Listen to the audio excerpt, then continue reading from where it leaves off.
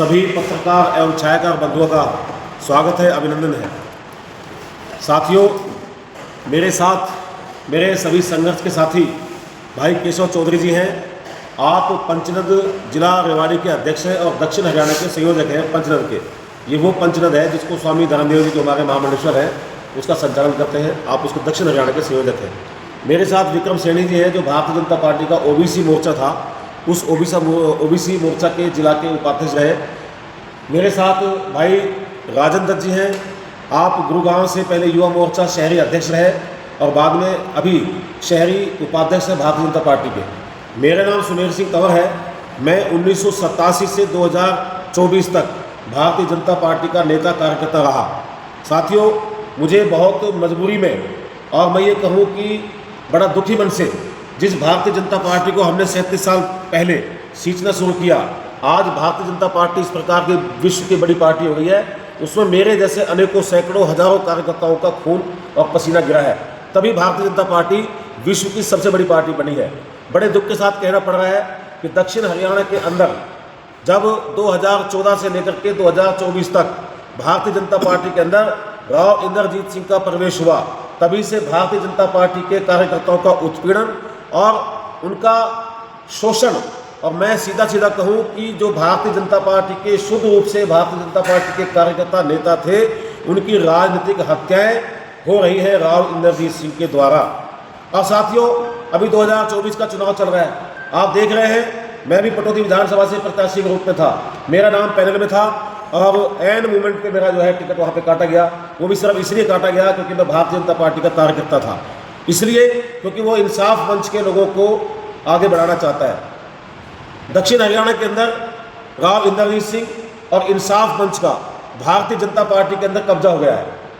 अभी जो चुनाव चल रहे हैं, इन चुनाव के अंदर गुड़गांव से लेकर के और अटेली तक, महेंद्रगढ़, नारनौल तक, ये सभी जगह भारतीय जनता पार्टी के कार्यकर्ताओं की राजनीतिक हत्या हो रही है। एक भी कार्यकर्ता को टिकट नहीं दिया गया। राव इंद्रजीत सिंह के जो व्यक्तिगत आदमी थे, जो परिवार के आदमी थे या इंसाफ मंच के सदस्य हैं, उन्हीं को टिकट दिया गया।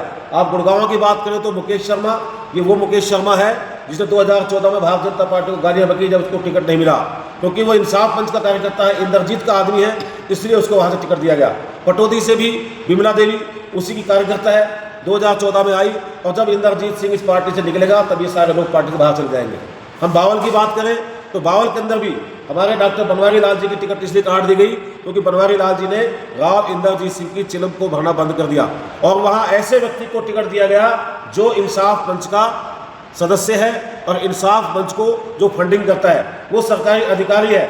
सरकारी अधिकारी की रिजाइन करा करके उसको वहाँ पर चुनाव लड़वाया गया। जो कार्यकर्ता बनवारी लाल जी जैसे लोगों की वहाँ पर राजनीतिक हत्याएं हुई हैं। इसी प्रकार से रेवाड़ी और कोसली की हम बात करें, कोसली का जो विधायक था, कोसली के विधायक को रेवाड़ी शिफ्ट किया गया। रेवाड़ी के अंदर जितने भी लोग टिकट मांग रहे थे, उन सबकी राजनीतिक हत्याएं भी हुई है। रणधीर सिंह कापड़ीवास हमारे बड़े मजबूत नेता थे, पहले उसका नाम था, उनकी टिकट काट दी गई क्योंकि भारतीय जनता पार्टी कार्यकर्ता है। सतीश खोड़ा टिकट मांग रहे थे क्योंकि भारतीय जनता पार्टी कार्यकर्ता है।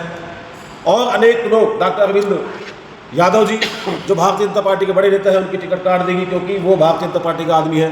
वहाँ पर उन्होंने अपने विश्वास के आदमी को रेवाड़ी कोसली से रेवाड़ी शिफ्ट किया गया। इसी प्रकार से हम अटेली, भारतीय जनता पार्टी वैसे तो कहती है कि हम परिवारवाद को बढ़ावा नहीं देते। अब ये भारतीय जनता पार्टी के अंदर बढ़ावा नहीं तो क्या है परिवारवाद को? जीता जागता उदाहरण दक्षिण हरियाणा का सांसद राव इंद्रजीत सिंह ने अटेली से अपनी बेटी को चुनाव लड़वाया है। और आप देखिए, ये दुर्भाग्य देखिए इन लोगों का कि किस प्रकार से अपने बच्चों को, अपने परिवारों को आगे बढ़ाने के लिए जो यहाँ पर भारतीय जनता पार्टी के प्रत्याशी हैं, एक दूसरे की सीटों से हरवा करके अपनी बेटी को चुनाव जितवाना चाहते हैं। मुझे पता लगा है यहाँ पर कि जैसे नारनौल है, महेंद्रगढ़ है, हमारे वहाँ के जो बीजेपी के जो नेता हैं महेंद्रगढ़ से कंवरलाल यादव, उनको हरवाने के लिए वहाँ की पूरी टीम लग गई है और वो केवल अपनी बेटी को जितवाने के लिए ये सारा जो है वो खेल खेल रहा है। तो साथियों, मैं तो भारतीय जनता पार्टी के ऐसे नेताओं की जिनकी आत्मा मर चुकी है और जिनकी आत्मा सोई हुई है, मैं ऐसे कार्यकर्ताओं की आत्मा को जगाने के लिए काम कर रहा हूँ। मेरा 1987 में भारतीय जनता पार्टी में काम करना शुरू किया।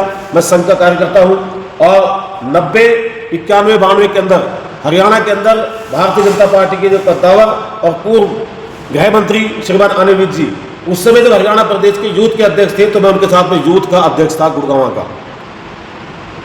15 साल में भारतीय जनता पार्टी का जिला उपाध्यक्ष रहा। तिलकराज मल्होत्रा, अरुण महेश्वरी, तेजपाल तंवर जो वहां से चुनाव लड़ रहे सोना से, वो उस समय अध्यक्ष थे, तो उनकी टीम में जिला उपाध्यक्ष था। श्रीमान रामनाथ कोविंद जी जो राष्ट्रपति रहे, अनुसूचित मोर्चे के राष्ट्रीय अध्यक्ष थे, तो उनकी टीम में मैं हरियाणा प्रदेश का महामंत्री था और पिछले चुनाव में पटौदी विधानसभा का प्रभारी था। अनेकों काम मैंने पार्टी के अंदर रह के किए हैं। तो मैंने केवल इंद्रजीत का मैं विरोध कर रहा हूं, पार्टी का मैं विरोध नहीं कर रहा, इंद्रजीत का विरोध कर रहा हूं। लेकिन मैं ये भी कहना चाहूंगा कि दक्षिण हरियाणा के अंदर भारतीय जनता पार्टी के लोग जो चुनाव लड़ रहे हैं वो कहने को भारतीय जनता पार्टी के हैं, भारतीय जनता पार्टी का चुनाव निशान है, लेकिन वो इंद्रजीत के व्यक्तिगत आदमी हैं, इंसाफ मंच के कार्यकर्ता हैं। तो मेरा यही अनुरोध रहेगा अपने सारे साथियों से, ऐसे भारतीय जनता पार्टी के कार्यकर्ताओं से जिनकी आत्मा मर चुकी है, कि अपनी आत्मा को जगाएं और इंद्रजीत के आदमियों को चुनाव हराएं।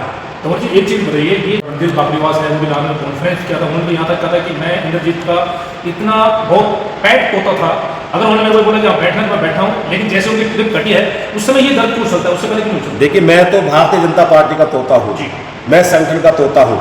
संगठन की रीति नीति मेरे अंदर कूट के भरी हुई है। मैं संघ का कार्यकर्ता हूँ, मैं भारतीय जनता पार्टी कार्यकर्ता हूँ। मैंने इस्तीफा दे कर मैं आमने सामने की लड़ाई लड़ रहा हूँ।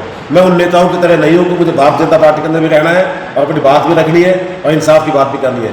मैंने भारतीय जनता पार्टी को अपना त्याग पत्र दिया है और पहली बार मैंने त्याग पत्र दिया है। छोड़ी आपने भारतीय जनता? मैंने अभी 2024 में 17 तारीख को भारतीय जनता पार्टी छोड़ी है। इस्तीफे की कॉपी मैं आपको दे दूंगा इसी 17 तारीख को, अभी सितंबर 17 तारीख। यस।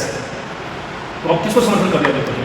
मैं यहाँ चाहता हूँ कि जो भारतीय जनता पार्टी का यहाँ पर है आरती राव को हरा करके जो भी जिताऊ प्रत्याशी यहाँ पर है, जो भी पब्लिक के काम कर सकता है, पब्लिक जिस पे विश्वास कर सकती है, जो जनता के हितों की बात करता है, जो इलाके की विकास की बात करता है, आरती राव को छोड़ करके, क्योंकि आरती राव का इस इलाके से कोई लेना देना नहीं है। जो इस इलाके में काम कर रहे हैं, कोई भी ऐसा प्रत्याशी, उसको मेरा जितना भी यहाँ पे मेरे लोग रहते हैं उनको मैं यही निवेदन करने के लिए आया हूँ कि आप ऐसे किसी प्रत्याशी की जो जिताऊ कैंडिडेट है उसको अपना वोट डालिए। जो आपके निजी विचार के नाम लेंगे, मैंने कहा ना कि मैं तो भारतीय जनता पार्टी का कार्यकर्ता हूं, लेकिन मुझे ये लड़ाई को लड़ना है, लड़ाई को जीतना है। आरती को हरा करके आप किसी को भी चुनाव जिता दो, आरती हारेगी तो भारतीय जनता पार्टी के समर्पित सम्मान होगा। आरती को हराने के लिए आपको किसी एक कैंडिडेट का नाम तो लेना पड़ेगा। यहाँ जो भी जिताओ, आप किसको मान रहे हैं फाइट? यहाँ जो भी जिताओ, मुझे पता लगा यहाँ पे अनीता यादव है, यहाँ पर अनीता यादव, मुझे मेरे लोगों के द्वारा पता लगा कि यहाँ पर अनीता यादव जिताऊ कैंडिडेट है। वो पहले भी यहाँ पे एमएलए रह चुकी है, उनका व्यवहार स्वभाव अच्छा है, जो मेरे साथियों और कार्यकर्ताओं ने यहाँ पर मुझे बताया है। तो मैं तो यही अनुरोध करूंगा कि अनीता अच्छी महिला है, अच्छी नेता है, तो मैं अपने लोगों से अनुरोध करूंगा कि वो अनीता के लिए। आपने केवल बीजेपी छोड़ी है या संघ भी छोड़ चुके हैं? मैंने बीजेपी भी नहीं छोड़ी, मैंने संघ भी नहीं छोड़ा। अभी आप कह रहे हैं, मैंने कहा है ना, मैंने अपने पदों से रिजाइन दिया है।